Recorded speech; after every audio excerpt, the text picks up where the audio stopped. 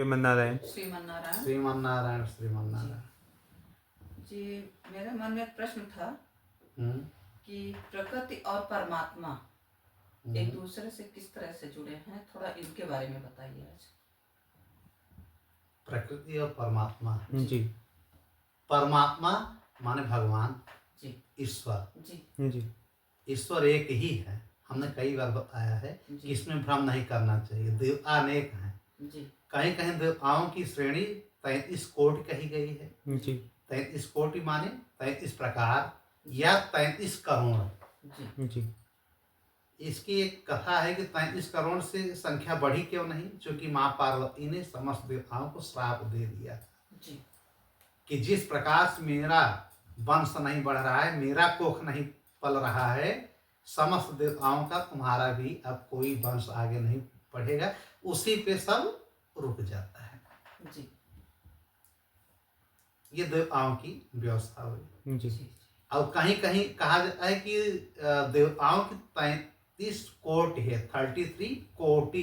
कोटि माने टाइप्स, प्रकार, जी जी जिसमें 11 रुद्र होते हैं, जी 8 वसु होते हैं, जी 12 आदित्य होते हैं। कितना जी। हो गए? 11 जी 8 कितना हुए? 19 और 12 31 31 ना। जी और 2 को कहा गया है अश्वनी कुमार। जी ठीक है। जी यही 35 प्रकार के देवता माने गए हैं। इस पे एक बार हमारा एक बहुत बड़े विद्वान हैं, भागवताचार्य हैं, उनसे हमारी बातचीत हुई। वो सही से प्रश्न का जवाब नहीं दे पाए, हमसे नाराज भी हो गए हैं। जी लेकिन हमको हमारे बड़े पूज्य हैं, नाराज नहीं होने से। जैसे आप लोग हमसे प्रश्न पूछिए जी जी और हमें अगर नहीं आएगा तो यार ज्ञानी पूर्ण रूप से कोई नहीं है। जी यह है कि अपने जो हमारा सनातन धर्म है इसको जानना चाहिए, जी इसके प्रति आस्था रखनी चाहिए, जी भगवान के प्रति नम्रता रखनी चाहिए, उनकी पूजा करनी चाहिए और हमेशा हरि भजन हरि नाम करना चाहिए। गुरु मंत्र अगर मिला हो उस माध्यम से करिए, और नहीं हरे राम राम राम हरे हरे, हरे कृष्ण कृष्ण कृष्ण हरे हरे, या ओम नमः शिवाय, या राधे राधे, या श्री राम सीताराम जय जय राम, जी हर हर महादेव, जो भी कहिए। ठीक है। समर्पण भाव से। समर्पण भाव, हमेशा भक्ति भाव दास भाव रखना चाहिए, भगवान के प्रति हमेशा समर्पित रहना चाहिए। जो नवधा भक्ति हमने बताया है जी उसमें किसी एक भक्ति को पकड़ लीजिए, जी सत्संग ही पकड़ लीजिए, जैसा हम लोग सत्संग कर रहे हैं। जी इसमें भी अगर रुचि है तो भगवान की कथा सुन ही तो रहे हैं ना। जी जी इसमें नहीं होना चाहिए कि किसी को क्या आ रहा है क्या नहीं आ रहा है। वेद पुराण हमारा अध्यात्म रामायण महाभारत बहुत बड़ा है भैया, ठीक है। जी लेकिन लोग इसको टच नहीं करते हैं, सत्संग भी करते हैं, भाग जाते हैं प्रश्न से, एक ही कथा को बार बार दोहराते हैं। जी हम कुछ नया लाने की कोशिश कर रहे हैं कि जिससे कि सब तक सारे जो रहस्य हैं, जो भ्रम है लोगों के बीच, ये कम से कम हो जाए। तो जी फिलहाल ईश्वर एक है। अब हमने ये भी बता दिया कि देवताओं को अगर कोई पूछे, अधर्मी कोई पूछे कि 33 को, उसको आप कोटि से समझा दीजिए कि 33 करोड़ नहीं है, 33 कोटि हैं, माने प्रकार हैं 33। उनके जो वंशज हैं उससे हमें नहीं लेना देना। मेन जैसे घर के हम गार्जियन हो गए ना, जी तो एक नाम अगर ले लिए तो उसमें पूरा परिवार आ गया, सपरिवार लिख दीजिए। जी कार्ड और गांव में चलता है तो एक नाम लिख दिए, फलाने पांडे या फलाने जो भी नाम है, और सपरिवार कर दीजिए, पूरा नाम आ गया घर का। जी उसी प्रकार 33 कोटि टाइप्स के जो हमारे देवता लोग हैं, उनको केवल ये सपरिवार लिख दिए तो उनका पूरा वंश आ गया। उसमें है 8 वसु, 11 रुद्र, 12 आदित्य और 2 अश्वनी कुमार, 33 हो गए। जी एक ये हो गया, एक हमने श्राप का कारण बताया। फिलहाल ये सब देवता हैं जो समस्त ब्रह्मांड को मिल करके चलाते हैं, जी हमारी प्रकृति को चलाते हैं सब मिल करके। जी लेकिन सबके हेड ऑफ डिपार्टमेंट नारायण है। जी अब मूल रूप में देखेंगे तो श्री कृष्ण जी हैं, जी जी लेकिन श्री कृष्ण जी का मैक्सिमम समय गोलोक में जो रासमंडल है वहीं वो अपना रास क्रीड़ा और जिम्मेदारी से सबको दे करके अपना आराम से वहाँ चैन से बंसी बजा, आदमी कहता है ना कि बड़े चैन से बंसी बजा रहे, तो बड़े चैन से बंसी बजाते हुए गोपियों के साथ और श्री राधा जी के साथ अपना देखते रहते हैं कि सृष्टि में क्या हो रहा है। जी तो ईश्वर एक ही है जिसको हम ब्रह्म कहते हैं जी या परमात्मा कहते हैं। ब्रह्म और ब्रह्मा में फर्क है। जी जी ठीक है, ब्रह्म को परम ब्रह्म जिसे हम कहते हैं वो मुख्य हैं, वही मेन है। अब ब्रह्मा जी तो उनके पुत्र हैं ना, नाभि कमल से हुए हैं। जी तो जैसे कि आपने परमात्मा कहा, ईश्वर कहिए या भगवान कहिए, एक केवल एक है, इतना दिमाग में रख देना। जी इसी इन्होंने ही अपने आप को 3 भागों में बांटा है, जीओटी माने generator, operator operator and destroyer, Destroyer। Brahma Vishnu Mahesh. जी अब मुख्य तो है वैसे महाविष्णु श्री कृष्ण और राधा जी से एक पुत्र पैदा होते हैं, जिसे कि श्री राधा जी छोड़ देती हैं समुद्र में, जिससे कि हमारे प्रेम में कोई खलल न पड़े। ठीक है, जी और वही लड़का हजारों लाखों वर्ष बाद श्री कृष्ण जी वरदान देकर के उसको कहते हैं तुम्हारा नाम विराट पुरुष होगा, महाविष्णु, और तुम ही सब अब पूरे ब्रह्मांड को चलाओगे। उस महाविराट महाविष्णु के एक एक रोमकूप में अनेकों ब्रह्मांड है। जी माने इसका क्या हुआ कि अनेकों ब्रह्मांड है तो अनेकों शिव हैं, अनेकों ब्रह्मा हैं, अनेकों देवता हैं, अनेकों विष्णु हैं। जी अच्छा, उन्हीं की वजह से जब श्री राधा जी ने त्याग दिया था पुत्र को, तो श्री कृष्ण जी ने श्राप दिया था कि तुम्हारे अंश से अब कोई पुत्र पैदा नहीं होगा। तुम बिना हमें बताए प्रेम के चक्कर में हमारे पुत्र को समुद्र में फेंक करके चली गई।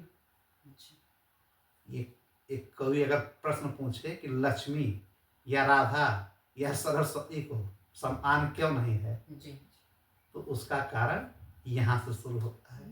जी ठीक है, जी कि जब राधा जी ने ऐसा त्याग कर दिया तो उन्होंने कहा अब तुमसे कभी गर्भ नहीं ठहरेगा, अब तुम्हारे अंश से अगर कोई प्रकट होगा, पैदा होगा, तो उनको भी संतान नहीं होगी। जी तो श्री राधा जी ने सरस्वती को प्रकट किया, जी लक्ष्मी को प्रकट किया, जी और श्री राधा ने एक रूप में अपने आप को प्रकट कर दिया, एक रूप में अलग से प्रकट कर दिया, लेकिन जी। श्राप लगा ही रह गया, किसी को पुत्र नहीं हुआ। जी और श्री राधा जी से जो गोपियां हुई उनको भी संतान नहीं हुआ। देखिए लीला। फिलहाल हम अपने प्रश्न पे आते हैं कि परमात्मा कौन है, जी ईश्वर कौन है। जी ठीक है, परमात्मा जैसे कि हमारे यहाँ जैसे राष्ट्रपति मेन होते हैं ना, जी उसके बाद प्रधानमंत्री हैं, जी उसी प्रकार से पूरे हमारे सनातन धर्म के, हमारे वेदों के, हमारे पुराणों के जो मुख्य हमारे देवता है, भगवान है, वो नारायण, विष्णु या यूं कहिए श्री कृष्ण परम ब्रह्म है, परम तत्व है। जी उन्हीं को परमात्मा उन्हीं को हम परमात्मा कहते हैं, जी उन्हीं को हम भगवान कहते हैं। परमात्मा क्या है? परम तत्व है। परमात्मा क्या है? परम सत्य है। परमात्मा क्या है? परम धर्म है। परमात्मा क्या है? परम ज्ञान है। परमात्मा क्या है? परम रत्न है। परमात्मा क्या है? परम धैर्यवान है। परमात्मा कौन है? परमात्मा परम संयमशील है। परमात्मा क्या है? परम पिता है। परमात्मा कौन है? परम धन है। जैसा अभी कहता मेरा परम धन कौन है, तो ये पैसा परम धन नहीं है। परम धन, परम रत्न हमारे परमात्मा ही है। परमात्मा क्या है? परम पूज्य है। परमात्मा क्या है? परम सत्य है। परमात्मा के अलावा कुछ सत्य नहीं है। जो ये हमारा जगत है या जो हमारे ब्रह्मांड है, एक ब्रह्मांड की बात छोड़ो, सारे स्वर्ग, सारे पाताल, सारे ब्रह्मांड को ले लो, सब जो है किसी न किसी दिन प्रलय में लीन हो जाएंगे, विलीन हो जाएंगे। जी माने उनका अंत होना है, लेकिन परमात्मा का अंत नहीं है। तो परमात्मा परम अनंत है, अंतहीन है। जी परमात्मा परम अंतहीन है। ठीक है। जी और परमात्मा को भी हम कहते हैं कि परमात्मा परम ब्रह्म है, और परमात्मा परम आत्मा है। क्या है? परम आत्मा, जो हमारे अंदर आत्मा है। जी तो हमारे अंदर जो ये जीवात्मा है, आत्मा है, ये परम ने ही भेजा है। उन्हीं में समाहित होते हैं। तो इसीलिए जो आत्मा का संचालक होता है, बिना आत्मा का कोई जीव जंतु नहीं है। जी सृष्टि में इस चराचर से ब्रह्मांड से लेके किसी भी सृष्टि में चले जाइए, मर्त्य लोक, ये धरती लोक की बात छोड़िए, किसी भी ब्रह्मांड में आप चले जाइए, सबके अंदर एक प्राण वायु होती है, जीवन ज्योति होती है, जीवन पुंज होती है, एक आत्मा होती है, एक सोल होती है, जी जिससे ये बॉडी ढांचा चलता है। जी ठीक है। उस आत्मा का जो नियंत्रण करता है वही परमात्मा है। ठीक है। जी परमात्मा को इसीलिए कहा जाता है कि जो सबकी आत्मा है, जी जो सबकी आत्मा है, आपकी आत्मा, आपकी आत्मा, हमारी आत्मा, पूरे ब्रह्मांड की आत्मा, वही परमात्मा है। जी बस समझने का फर्क है, नजरिया होना चाहिए। जो सबकी आत्मा है वही परमात्मा है। तो हमको एक रूप में समझना चाहिए कि परमात्मा ही सब है, परमात्मा ही सब कुछ है, परमात्मा ही धर्म है।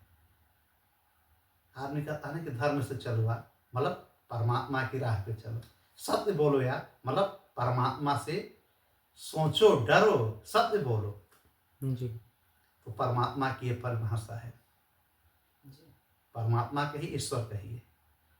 अच्छा, इनकी जो है, इनकी अब आ गया बात जो आपने प्रकृति पूछा था, जी ठीक है ना। परमात्मा और प्रकृति में क्या फर्क है? अच्छा, एक बार यही बात संवाद चला था, शिव जी ने नारद जी को समझाया था, जी जी और यही बात शिव जी से सुन करके नारद संतुष्ट नहीं हुए, तो बद्रिकाश्रम में गए, किसके पास? नर नारायण जी मुनि के पास, ऋषि के पास। नर नारायण कौन है? जो एक धर्म हैं जी और मूर्ति, जी उनके ये पुत्र हैं, धर्मराज जी और मूर्ति माँ जो है, उनके पुत्र हैं नर नारायण। उनसे जाकर के पूछते हैं कि ये प्रकृति क्या है, प्रकृति का प्रधान अंश क्या है, प्रकृति की कला क्या है, और ये परमात्मा और प्रकृति एक है कि अलग अलग हैं? जी जी तो शिव जी ने भी यही बात बताया कि प्रकृति परमात्मा का ही एक रूप है, जो एक दिव्य शक्ति है, दिव्य पुंज है। प्रकृति का सृष्टि करके परमात्मा समस्त ब्रह्मांड सृष्टि को चलाते हैं। अच्छा, ये नारायण जी ने कहा। हाँ, शिव जी ने भी यही बताया। फिर नारायण भगवान, नारायण, ये नारायण नहीं, नारायण जो ऋषि हैं, जी जी। जी उन्होंने कहा कि नारद, हम तुम ब्रह्मा, शिव जी, या जितने भी अन्य देवता हैं, हम भगवान के उस मूल परम ब्रह्म के, जी उनके कला के अंश के अंश मात्र हैं। उनके जो भगवान की एक कला है, उस कला का जो एक अंश है, जी उस अंश का असांश है, जी उस कला का कलांश है। हम लोग कुछ नहीं है, जी जी कुछ पता ही नहीं कितने ब्रह्मांड हैं, कितने ब्रह्मा हैं, कितने विष्णु हैं, कितने महेश हैं। हाँ, ये समझो कि प्रकृति जो है ईश्वर नहीं है, जी प्रकृति ब्रह्म नहीं है, जी लेकिन प्रकृति में ब्रह्म है। जी जैसे हम लोगों के अंदर आत्मा है, उसी प्रकार से प्रकृति में भी ब्रह्म वास है, भगवान का वास है, और प्रकृति के द्वारा वो संपूर्ण सृष्टि को संचालित करते हैं। जी प्रकृति नश्वर है। हाँ, प्रकृति कहीं कहीं तो इन लोगों ने कहा कि प्रकृति जो है नश्वर है, जी जी इसमें विरोधाभास है। और कहीं कहीं कहा कि प्रकृति भी नित्य है, जैसे परमात्मा नित्य है, जी वैसे प्रकृति भी नित्य है। जी लेकिन फिर नारायण जी ने कहा कि प्रकृति भी अनित्य है। भोलेनाथ ने भी कहा कि कहीं कहीं नित्य। इसमें दो मतभेद है वेदों का, हमारे पुराणों का, जी कि प्रकृति अनंत है। कुछ लोग कहते भी है ना कि यार भगवान कुछ नहीं है, प्रकृति चला रही है।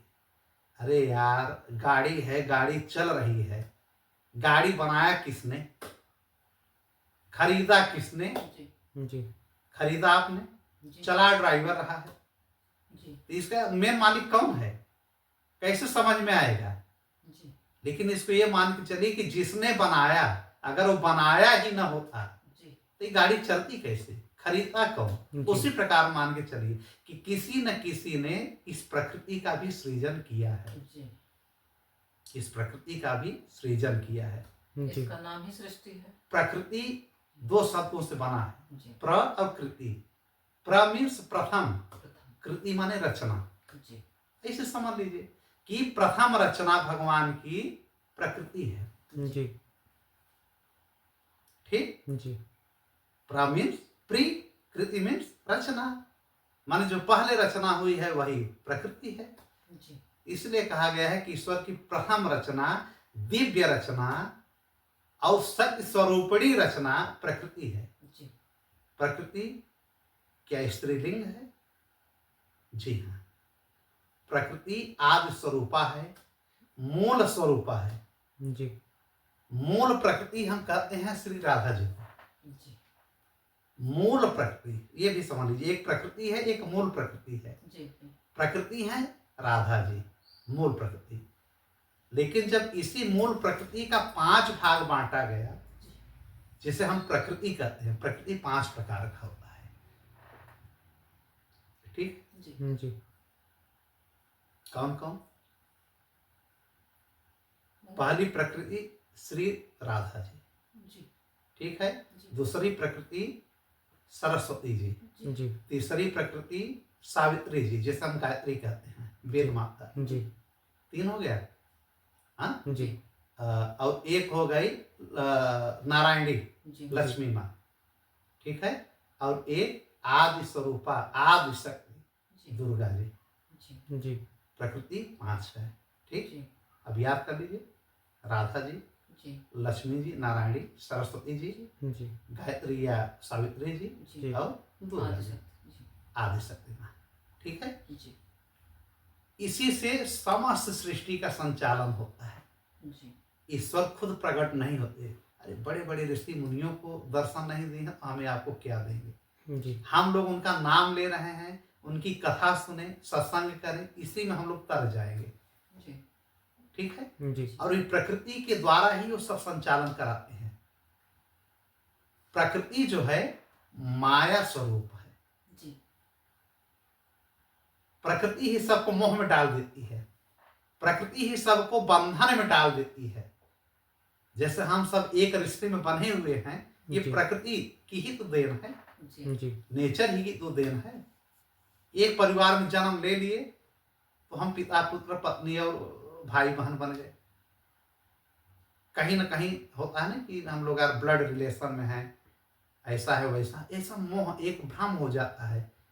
तो ये कौन, ये मोह माया कौन डाल रहा है? ये हमारी प्रकृति ही डाल रही है, सबको मोह में डाल देती है। अच्छा, मोह में नहीं डालेंगे तो सृष्टि भी नहीं चलेगा, लोग निष्ठुर हो जाएंगे।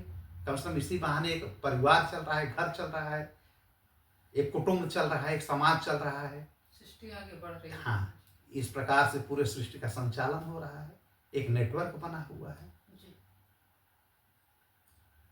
प्रकृति द्वारा ही सब कुछ भगवान जी हमारे परमात्मा कराते हैं। जी जी कहा तो ये गया है कि भगवान ने अपने आप को 2 रूपों में बांट लिया था।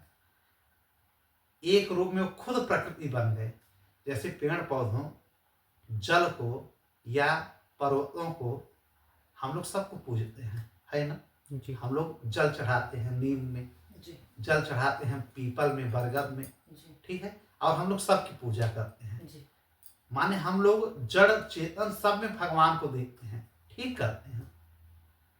हमारा पुराण कहता है कि भगवान ने ही अपने आप को, जब सृष्टि का समय आया तो अपने आप को 2 भागों में बांट दिया।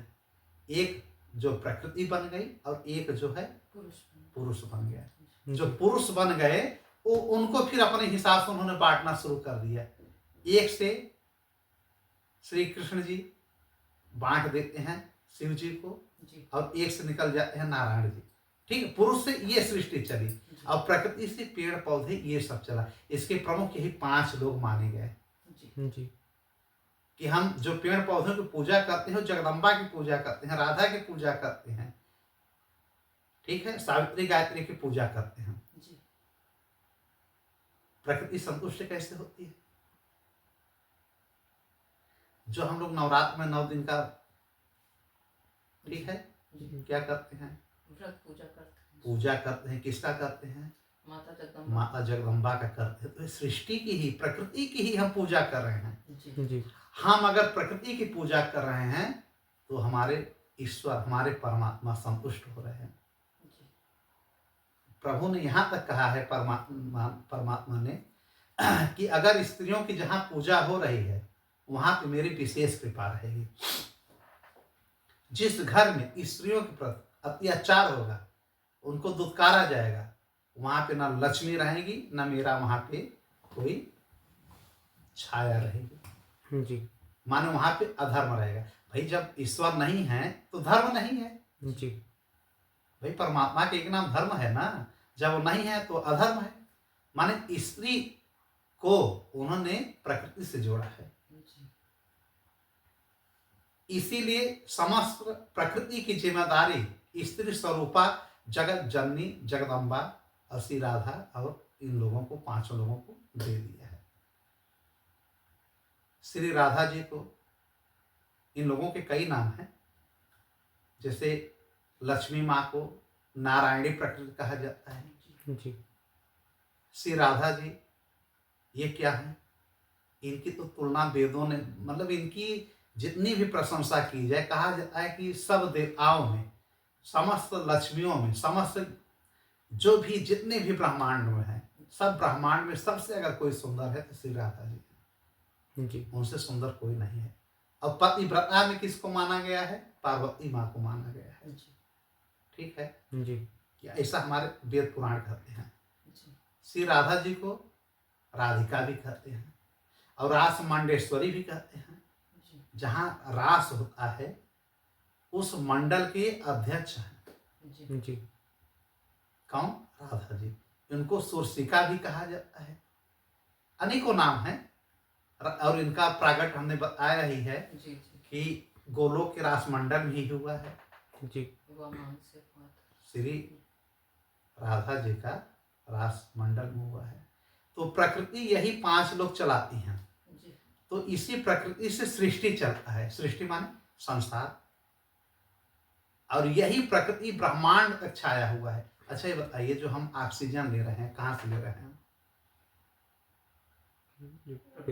जी प्रकृति से ही, पेड़ पौधों से ही। तो पेड़ पौधों को तो भी तो प्रकृति माना गया है। जी इसलिए प्रकृति ब्रह्म स्वरूपा है। प्रकृति को ईश्वर से अलग नहीं किया जा सकता है, क्योंकि ईश्वर ही एक रूप में प्रकृति में आ गए हैं। लेकिन तमाम प्रकार के विद्वान तमाम प्रकार के भेद करते हुए थोड़ा अलग करते हैं, लेकिन इनको एक मान के चलने में ही हम लोगों के लिए अच्छा है, और यही हमारा इसमें भलाई है कि प्रकृति और ईश्वर को हम एक मान के चलें। जी नारद जी को बद्रिकाश्रम में पूरा ब्रह्मवैवर्त पुराण सुना देते हैं नारायण मुनि, जिसमें उन्होंने कहा कि परमात्मा जो ईश्वर है ये विधाता के भी विधाता है। विधाता किसको कहा जाता है? ब्रह्मा। जी विधाता जहां नाम आ जाए समझ लीजिए ब्रह्मा, और जहां धाता नाम आ जाए तो समझ लीजिए कि 12 आदित्य में एक नाम जो है, जो कश्यप जी के पुत्र हैं, जी धाता। और विधाता ब्रह्मा जी, और विधाता के विधाता हमारे नारायण प्रभु। देखिए ईश्वर जो है विधाता के भी विधाता है। और जो हमारे वेद पुराण श्रुतियाँ या जो हमारे देवता हैं ये बहुत गुणगान करें, लेकिन ईश्वर की पूर्ण रूप से स्तुति या उनका गुणगान या उनकी व्याख्या या उनके विषय में कोई नहीं बता सकता। सब नेति नेति कर देते हैं कि भैया हमारे बस का नहीं है। क्योंकि नारद जी को नारायण ने कहा कि देखिए ये समस्त हमारी जो धरती है, शेषनाग शेषनाग भगवान का 1000 फण है ना, जी वो एक फण में समस्त सृष्टि को ऐसे टिकाए हैं जैसे उनके फण पे एक सरसों का दाना हो, जी जी एक सरसों का दाना हो। ठीक है, और ये कहाँ पे है? शेषनाग कहाँ पे है? क्षीर सागर में है। जी और क्षीर सागर में कुर्म कच्छप, जी कच्छप भगवान का एक अवतार है। जी कच्छप ही नीचे से कच्छप ही सबको सपोर्ट किए हुए हैं, और कच्छप पे शेषनाग ऐसे बैठे हैं जैसे कि हाथी पर एक मच्छर टिका हुआ हो। जी बताइए परमात्मा की व्याख्या कौन कर पाएगा? सागर कितना बड़ा होगा? कितना बड़ा है, सोच के बाहर कि क्षीर सागर के भी जो मेन तल है जिसमें सब टिका हुआ है। अब ये भ्रम मत रखिए कि शेषनाग ही सब चला माने पृथ्वी को टिका है। यही नारायण ने कहा नारद जी को कि सब कुछ नारायण ने किया है। अब एग्जाम्पल समझ लीजिए कि पूरे सृष्टि को इन्होंने अपने एक फण पे 999 फण इनका खाली है, एक फण पे ऐसा टिका के बैठे हैं जैसे कि एक सरसों का दाना। जी लेकिन समस्त ये जो शेषनाग जी हैं ये कुर्म पे कच्छप पे ऐसे बैठे हुए हैं जैसे हाथी पे मच्छर बैठ जाए, क्या जना ही पड़ेगा। जी तो इसका मतलब परमात्मा की व्याख्या कौन कर पाएगा? परमात्मा बड़े बड़े ऋषि मुनि तपस्वियों ब्रह्मा आदि देवताओं के सबसे परे हैं। बस इनके लिए बस इनका नाम ही हम लोग ले लें, बेड़ा पार हो जाएगा। इनके विषय में जानना चाहिए लेकिन नहीं जान सकते। कोई जान नहीं सकता। बस यही समझिए कि ये बहुत बड़ी चीज है, परम सत्य है। जैसे मैंने व्याख्या किया है वही मान के चलिए कि परम सत्य है। जी अब हम जैसे हम ये बताएं कि प्रकृति जो है जी और इसकी व्याख्या थोड़ा सा हम अगर आगे बढ़ाएं तो प्रकृति के प्रधान अंश हैं। 5 प्रकार की प्रकृति हो जी और 7 प्रकार की प्रकृति के प्रधान अंश हैं। 7 प्रकार के, जी ठीक है, जिसमें एक हो जाती हैं गंगा, जी एक हो जाती हैं तुलसी, जी एक हो जाती हैं काली, जी एक हो जाती हैं मंगलाचारिणी, जी जी एक मनसा देवी। जी मनसा देवी का नाम आपने सुना ही होगा, जो जड़त्कारु हैं। जी जी इनका नाम भी जड़त्कारु था, इनके पति का भी नाम जड़त्कारु था। जी इन्हीं से आस्तिक मुनि का जी प्राकट्य हुआ था, जिन्होंने सांप को सर्पों को जी जन्मेजय की यज्ञ में जा करके बचाया था। पूर्ण रूप से जिसका दाह संस्कार हो रहा है, यज्ञ में गिर रहे थे, जी कुछ सांपों को इन्होंने रोक लिया था। जी ठीक है, एक खष्टी देवी माँ, जी 7 हो गई। कौन कौन? गंगा, जी तुलसी, जी जी ठीक, जी मनसा देवी, मनसा देवी जिसको जड़त्कारु कहते हैं, जी खष्टी देवी, जी काली, काली माँ, जी और एक मंगल मंगल चंडी। जी मंगल चंडी। ये 7 हमारी जो प्रकृति हैं इनके प्रधान अंश हैं। देखिए सृष्टि कौन चला रहा है, कितनी जिम्मेदारी इन लोगों को मिली है। जी जी 5 प्रकृति और 7 इनके प्रकार, जी प्रधान अंश। ये तो प्रधान अंश हो गए हैं। अब जैसे तुलसी की कथा हमने सुना ही दिया है। जी तुलसी अब यह जो अभी एक हमने कथा बताया ना कि जैसे वृक्ष के रूप में गई हैं तो तुलसी पुनः चली आती हैं बैकुंठ। लक्ष्मी माँ ही है। तो ये प्रकृति की जी जी प्रधान अंश है। जी गंगा माँ को समझ ही लिया, जी ये भी प्रधान अंश। जड़त्कारु को समझ ही लिया, जी ये कश्यप ऋषि की मानस पुत्री हैं। जी जी मानव वासुकी और ये जो शेषनाग जी है इनकी बहन है। जी ठीक है, जी तो ये सब क्या है? ये अच्छा, एक वसुंधरा का नाम नहीं लिए क्या? 7 नहीं हुआ था क्या? हो सकता एक वसुंधरा पृथ्वी भी है है। जी प्रधान अंश। जी ठीक, 7 अंश हैं और इनकी अनेकों कलाएं हैं, माने कला अंश, जी कला अंश। वसुंधरा को पृथ्वी भी कहते हैं, धरा भी कहते हैं। जी ये बहुत सहनशील है, इसी पे हम लोग पूरा जगत टिका हुआ है। जी अगर सृष्टि में पृथ्वी को हटा दिया जाए तो जो हम कहते हैं ये जमीन मेरी, ये जमीन हमारी, ये मकान हमारा, कहाँ रह जाएगा? सब कुछ तो उसी पे टिका हुआ है ना। जी तो ये प्रकृति के प्रधान अंश हैं, वसुंधरा, धरती, जी ये काली। काली कौन है? जब शुंभ निशुंभ को दुर्गा माँ मार रही थी तो उन्हीं के ललाट से प्रकट हो गई थी काली और सब राक्षसों को मार डाला। जी तुलसी अगर न रहे तो हम लोग पूजा पाठ सही से नहीं कर पाएंगे, भगवान की सही से पूजा नहीं हो पाएगी, नारायण की पूजा अधूरी है। अधूरी रहेगी। अगर जड़त्कारु न होती, मनसा देवी न होती, जो आज नाग माता कही जाती है मनसा देवी, जी जी अगर वो न होती तो आशिक न पैदा होते, और जब आशिक पैदा न होते तो नागों की पूरी परंपरा खत्म हो जाती। जी गंगा माँ न होती तो आज जो पापियों के भरमार है, न जाने कितने यहीं पे भूत परे सब यहीं सब मड़राते रहते। गंगा में दाह संस्कार हो जाने से होता है कि उस जीव की मुक्ति हो गई, जी वो परम गति को प्राप्त हो गया। जी जी ऐसी मान्यता है। खशी देवी के बारे में जानती हैं कि जो 6 दिन का शिशु होता है उसके लिए उनकी पूजा की जाती है। जी जी उन्हें देवसेना भी कहा जाता है। इसके विषय में हमने बताया भी होगा। जी जी सूर्यपुत्री। नहीं, ये गायत्री पुत्री है, सूर्य की बहन ही है। अच्छा सूर्य कहीं कहीं सूर्य पुत्री कहा गया लेकिन वो सही नहीं है। जी जी ये सावित्री माँ की बेटी है, ब्रह्मा की बेटी है। जी इनको छठी मैया कहा जाता है। जी। खष्टी देवी या देवसेना, जी कार्तिकेय से इनकी शादी हुई। जी जी ठीक है। जी 21 दिन में और 6 दिन में इनकी पूजा शिशु बच्चा पैदा होने पे किया जाता है। जी ये मानता होते हैं कि इनकी पूजा अगर हम करेंगे तो कहीं भी हमारा बालक रहेगा उसके ऊपर इनकी, बालक की छठी होती है। हाँ, छठी होती है, उसी को कहते हैं कि इनके ऊपर जो है प्रभाव, माने बुरा प्रभाव नहीं पड़ेगा। जी किसके ऊपर? बच्चों के ऊपर। ठीक है। अच्छा, इनका अब ये तो हो गई, देखिए प्रकृति 5, 7 प्रकृति के प्रधान अंश, और इनके कलांश कितने हैं? प्रकृति की कलांश कितने हैं भैया? ये तो अनगिनत है। प्रकृति की कला अंश जो है बहुत अनगिनत है। जी और ये सारे लोग मिल करके सृष्टि को चलाते हैं। कहीं कहीं तो खष्टी मैया को छठवीं प्रकृति भी कहा जाता है।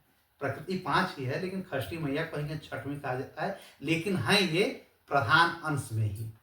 जी प्रकृति के 7 प्रधान अंश में एक ये भी हैं। जी गंगा की बड़ी महिमा बताई गई है जी कि गंगा का दर्शन ही कर लीजिए, स्पर्श ही कर लीजिए, आप पाप से मान लीजिए कि मुक्त हो गए हैं। जी इसका मतलब ये नहीं कि जल ग्रहण करिए, स्नान करिए, खूब पाप करिए, ऐसा नहीं होता है। इसका भी एक विधि विधान है। ठीक है। जी और इस जो हम पृथ्वी माँ की जितनी भी प्रशंसा करें कम है। इनकी शादी वामन भगवान से हुआ था। तो वामन भगवान से नहीं, इनका वराह भगवान से हुआ था। वराह जी जब इनको लेकर के हिरण्याक्ष भगा था जी तो समुद्र से लेकर के धरती को पुनः लाए और स्थापित कर दिए। जी तो उनसे इनकी शादी हुई वराह भगवान से, और इनको एक मंगल नाम का लड़का हुआ जो मंगल ग्रह है। जी माने मंगल और लक्ष्मी मतलब भाई भाई हो गए। कई बार कोई प्रश्न पूछा गया है कि मंगल और ये लक्ष्मी भाई भाई कैसे हैं, किस कारण से हैं। देखिए, हम जो बात करते हैं ना, ये फैक्ट से करते हैं। और अगर इतना भी आप लोग या जो भी थोड़ा सा इसको कंसेप्ट को देखेगा या सुनेगा समझेगा तो काफी भ्रम। अच्छा, साइंटिफिक रीजन से भी देखा जाए तो मंगल और धरती में बहुत समानता है। हाँ, तो इस प्रकार से अगर हम प्रकृति की कला अंश के विषय में बात करें तो उसका नाम तो लेते लेते हम थक जाएंगे। फिलहाल कुछ नाम ले लिया जाए, जैसे अरुंधति, जी द्रौपदी, जी कुंती, सुभद्रा, रेवती, रुक्मणी। ठीक है। जी मतलब जितना ये केवल स्त्री वाचक रहेगा, जी स्त्री वाचक ही। मायावती, मायावती कौन थी? रति जी जो रति कामदेव की पत्नी है उनका एक नाम मायावती है जी ना। रेणुका, ठीक, जी रेणुका हुई, कौशल्या, कैकेयी, सुमित्रा, ठीक, जी और इधर जो है अनसुईया, देवहूति, गंधारी, जी समझ रहे हैं, जी और एकान्नसा जो अष्टभुजी बनी है। ये सब क्या है? प्रकृति की कला अंश हैं, प्रकृति की कलाएं हैं। मतलब कहा जा सकता है कि प्रत्येक स्त्री में प्रकृति का कुछ न कुछ अंश है। हाँ, जी ये तो पहले ही हमने बता दिया कि जी। समस्त स्त्रियां प्रकृति की ही कला अंश हैं, जी ठीक है। जी तो इन लोगों का नाम क्यों ले रहे हैं कि इन्हीं की वजह से सृष्टि में सब बढ़ा। जी दिति, अदिति, प्रसूति, ठीक है, जी और स्वाहा, स्वाहा कौन है? अग्नि की पत्नी। स्वधा, पितरों की पत्नी, जी ठीक है। जी कद्रु, सच्ची सची, इंद्राणी का हमने कही दिया। शांति, आदमी कहता नहीं कि शांति गंवाओ, तो शांति भी जो है शांति हुई। और लज्जा, शांति लज्जा दोनों बहनें हैं साथ ना। जी और इनकी शादी सुशील से हुआ था, सुशील देवता है। जी तो मतलब कुल मिलाकर के ये उनकी कलाएं हैं, किसकी? प्रकृति जी। की। उषा, जितना भी आप हमने बताया होगा, हाँ, छाया वेद पुराणों के, हाँ, छाया हुआ, संध्या हुआ, मेधा हुआ, हाँ, तुष्टि हुआ, पुष्टि हुआ, रिद्धि हुआ, सिद्धि हुआ, जी हाँ, कालग्नि हुआ, रात्रि हुई, जी दिन हुआ। ये दिन भी स्त्रीलिंग है, जी ये भी ध्यान देना। दिन भी स्त्रीलिंग है, संध्या भी और रात्रि भी। जी ये सब कौन है? ये सब प्रकृति की कलाएं हैं। जी लोपामुद्रा, लोपामुद्रा को जानते हैं? अगस्त जी की बेटी थी, उन्होंने तपस्या में प्रकट किया है, एक राजा को दिया है, बाद में उनको एक्सेप्ट कर लिया, शादी भी कर लिया था। श्रद्धा, भक्ति, श्रद्धा भक्ति, ठीक है। मेनका, मेनका के भी विषय में हमने बताया होगा सत्संग में।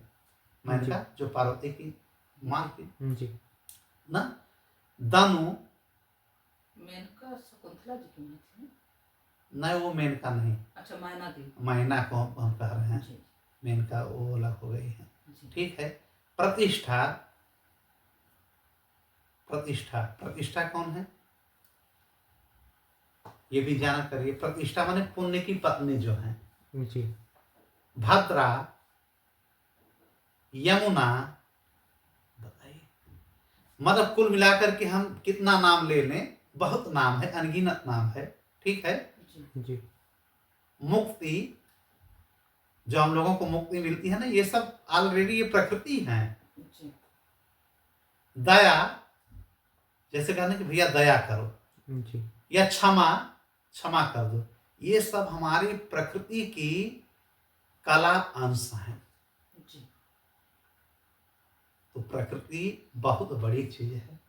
प्रकृति को हम बताएं तो अभी हमें घंटे 2 घंटे लग जाएंगे। बस ये मान के चलिए कि प्रकृति को ही एक जिम्मेदारी सौंपे प्रभु जी ने जी कि आप समस्त संसार को चलाइए। जी तो जितनी स्त्रियां हैं जी ये प्रकृति की ही एक कला अंश है। जी चाहे दुष्टा हो, चाहे साध्वी हो, चाहे उच्च हो, चाहे मध्यम, जो भी स्त्रियां हैं जी सब उन्हीं की कला अंश है। काहे की? प्रकृति की। प्रकृति की। और जो 8 वर्ष की कन्याएं होती हैं, अगर उनका देखते हैं ना कि लोग पूजा करते हैं, हम लोग जी नवरात्र में, उनको बहुत पवित्र माना जाता है कि 8 से 10 वर्ष की जो कन्याएं हैं, अगर उनका हम डेली पैर भी छू लें तो जो हमारे ऊपर ग्रह आने वाला है, या उनके साथ हम भोजन कर लें, उनका जूठन खा लें, जी तो हमारा ग्रह खत्म हो जाता है। ऐसा हमारे वेदों पुराणों में, और जो हमारे वेद पुराण ने कहा है वो गलत नहीं हो सकता है। विज्ञान धीरे धीरे उस कसौटी पे अब जा रहा है, धीरे धीरे अब उधर पहुंच रहा है कि कैसे क्या करना है।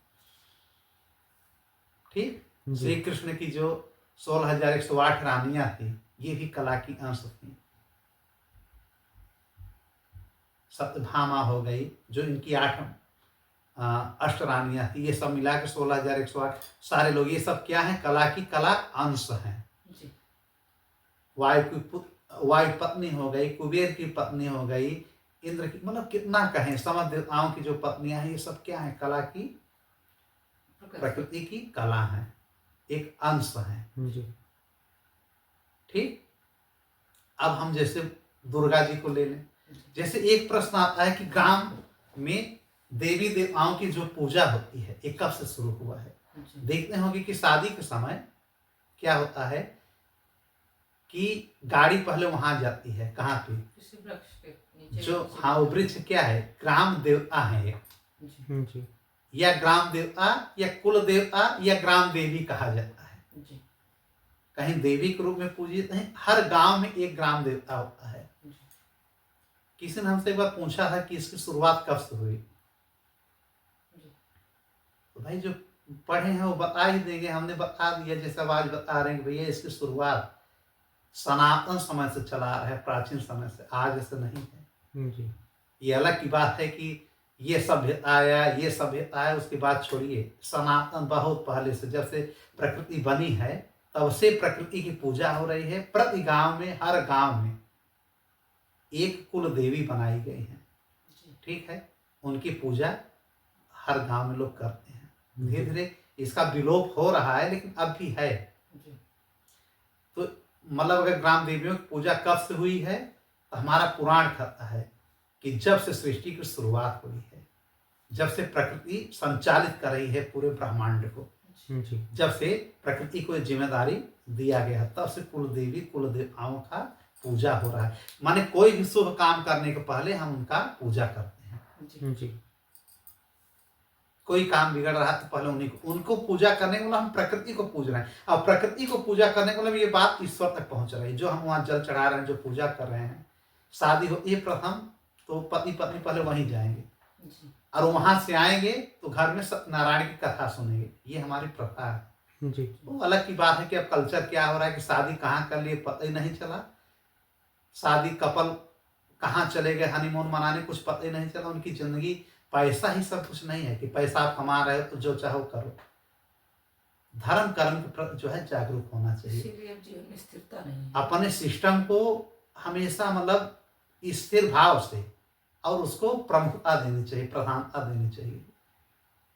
दिमाग चंचल होता है, मन चंचल है, जी भाव स्थिर रखना चाहिए। अपने धर्म, अपने कर्म, अपने सनातन धर्म को छोड़ना नहीं चाहिए। ये हमारी प्रकृति हमको सिखाती है। ठीक है जी तो जैसे अब हम इस पे आ जाएं कि भूमंडल पे, पृथ्वी पे, जो पृथ्वी पे अक्सर लोग कहते हैं ना कि यार यहाँ उल्टा बहुत है, हम स्वर्ग में जाएंगे या तो अप्सराओं के साथ बहुत आराम से रहेंगे। जैसे किसी अन्य धर्म में कहा जाता है कि यार जन्नत में हूर मिलेगी, जी तो हमारे धर्म में उस हूर को, जो मुस्लिम लोग हूर कहते हैं, हम उसको अप्सरा कहते हैं। अब पुराणों में अप्सरा को क्या लिखा गया है मालूम है? प्रस्टिट्यूट, प्रस्टिट्यूशन, वेश्या। जी बताइए, जो हमारे भूमंडल की कुलटाएं होती हैं, जो व्यभिचारिणी स्त्रियां होती हैं, जिनका एक पति नहीं है, जहीं देखो वहीं मुंह उठा करके चली जाती हैं, आम भाषा में, उसी प्रकार से स्वर्ग की अप्सराएं हैं। और यहाँ आदमी क्या कल्पना करेगा कि यार यहाँ तो मजा है, वहां क्या करोगे स्वर्ग जाके भैया? यहाँ वेश्याओं के साथ घिरे रहे, कुलटाओं के साथ घिरे रहे, अब वहां अप्सराओं को पकड़ के क्या करोगे? अरे भगवान की पूजा करो, मुक्ति देखो, जी बार बार आना न पड़े इस शरीर में। इस शरीर में तो आ गए हो, ठीक है, मनुष्य शरीर पाए हो, लेकिन भेड़ बकरी जानवर या किसी और व्यवस्था में चलेगा तो क्या हाल होगा? लेकिन फिर भी कहा गया है कि जो कुलटाएं हैं और या जो बड़ी अच्छी स्त्रियां हैं या अप्सराएं हैं या व्यभिचारिणी हैं, ये प्रकृति की क्या हैं? अंश हैं, लेकिन इनको तामस अंतर कहा जाता है, तामस अंश। लेकिन उन लोगों को जो प्रधान अंश हैं, उनको रजो और सतो में तो केवल एक ही है, सतगुण में केवल भगवान है। रजो और तम में सब आ जाएंगे। जी तामस में ये सब है, जो एकदम गलत है वो तामस में है। ठीक है। जी दुर्गा का मतलब क्या होता है? दुर्गा माँ सत्य स्वरूपिणी तो है ही, सत्य स्वरूपा ही है। इनको शिवा भी कहा जाता है, शिव की पत्नी को वजह शिवा। लेकिन जो हमारी दुर्गति का नाश करे वही दुर्गा है। दुर्गति को नाश करने वाली को दुर्गा कहते हैं। जी दुर्गा माँ का सर्वप्रथम पूजा किसने किया पृथ्वी के भूमंडल पे? ये सब जानना चाहिए, ये आपका जीके होना चाहिए।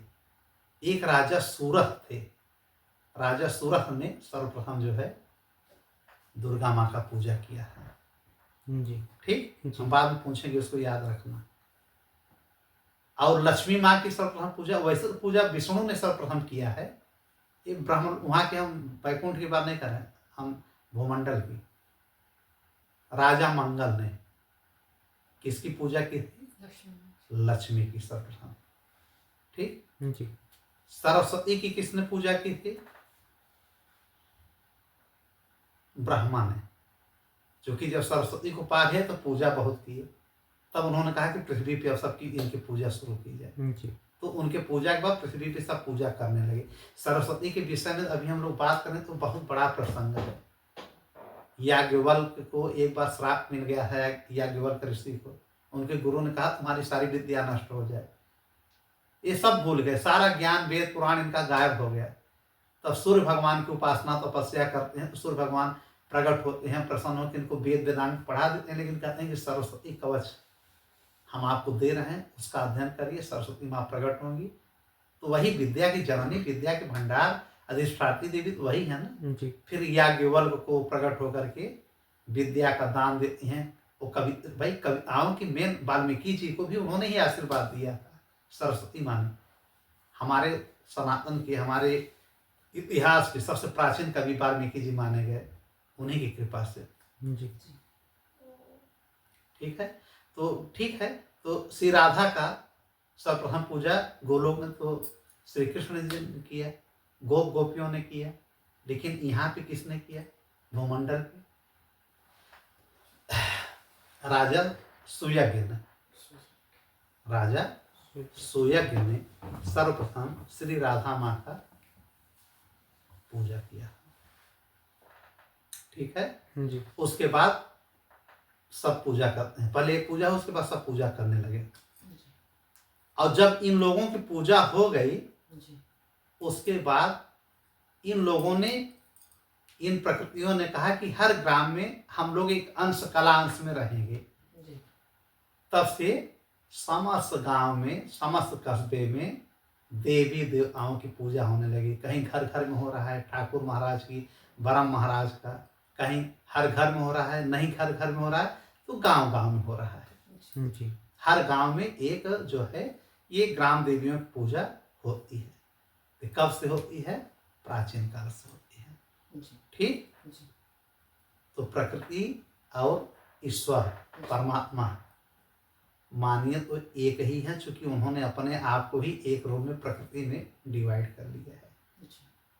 इस पे अगर और हम मंथन करेंगे तो और बड़ा हो जाएगा। फिर चलिए इस पे कभी फिर बात किया जाएगा। जी कोई और प्रश्न है? नहीं, बस इतना। चलिए ठीक है। समझ में आया।